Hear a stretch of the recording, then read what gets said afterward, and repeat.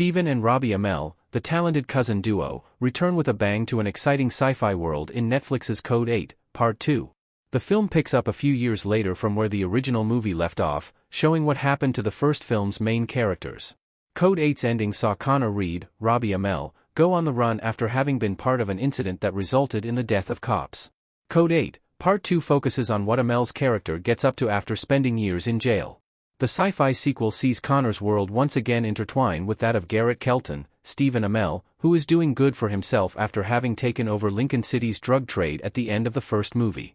Code 8, Part 2 does that by bringing the 14-year-old Pav, Serena Galamgaus, into both of their lives, with the teen girl being present for an event that gets the movie running and completely smashes Connor's intention of staying out of trouble.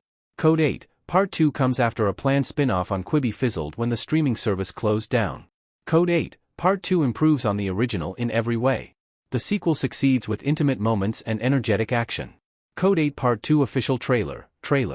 Play video. Code 8, Part 2 thrusts us back into a world where 4% of the population has powers. However, different from other mainstream movies and series, the franchise's superpowered individuals are closely monitored by the police instead of becoming heroes. With so many superpowers on display and a relatively small budget, director Jeff Chon and crew knocked it off the park to deliver strong visuals. Code 8, Part 2 added a couple of new powers to the franchise, and they all looked believable and exciting, with Connor's lightning VFX being the only one to not stick the landing. Code 8 saw the police use drones and guardians, humanoid robots, to keep powers, the franchise's marginalized superpowered community, in check. Both the robots and the drones looked great in the original film, but Code 8, Part 2 makes them better in every way, with a side-by-side comparison showing how much the franchise's sci-fi elements have improved. In the sequel, the Lincoln City Police Department has replaced the Guardians with new robotic K9s, which look impressive and give the movie kinetic action sequences, with a particular moment filled with suspense early in the film.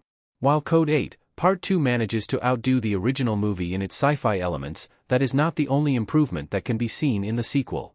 Part 2 hinges on a script co-written by Chris Pear, Sharon Lee, Jesse LaVercombe, and director Jeff Chon. While it presents engaging action, it only hits as hard as it does due to the movie's slower, character-focused moments. The sequel tells a compelling story that gives plenty of chances for its main stars to shine, adding depth to returning characters and introducing interesting new players.